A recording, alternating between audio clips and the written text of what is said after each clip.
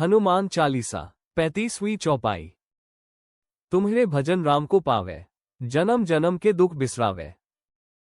पहली पंक्ति, तुम्हारे भजन राम को पावे। इस पंक्ति में तुलसीदास जी यह बताते हैं कि हनुमान जी के भजन, उनके नाम का स्मरण और उनकी उपासना ही भगवान श्री राम तक पहुंचने का सरलतम और तेज मार्ग है।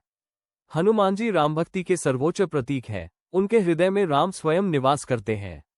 इसलिए जब कोई भक्त हनुमान जी की पूजा करता है तो वह सीधे सीधे राम भक्ति से जुड़ जाता है। हनुमान जी पुल की तरह है, एक ओर भक्त और दूसरी ओर श्री राम।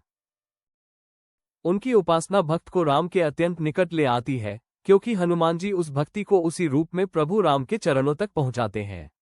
इस पंक्ति में ये भी संकेत है कि हनुमान जी का मार्ग सरल, सहज और सभी के लिए खुला है, चाहे भक्त ज्ञानी हो, गरीब हो या किसी भी परिस्थिति में हो। आपके मन में राम भक्ति का दीपक हनुमान जी के भजन से स्वतः जगमगा उठता है। दूसरी पंक्ति, जन्म जन्म के दुख बिसरावे। इस पंक्ति में तुलसीदास जी हनुमान भक्ति की शक्ति और परिणाम बताते हैं।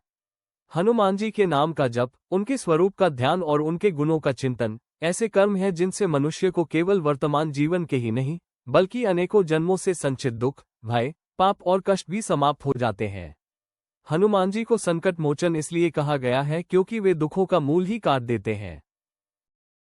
भक्त के मन में जो नकारात्मक प्रवृत्तियां होती हैं, जैसे संशय, भय, आलस्य, मोह, क्रोध, वे सब हनुमान जी की कृपा से नष्ट होने लगती है।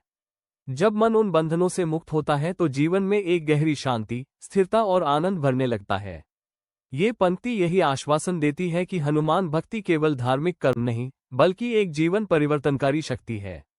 जो भी भक्त सच्चे मन से हनुमान जी का स्मरण करता है, उसके जीवन में धीरे धीरे समस्त दुखों का अंत होने लगता है।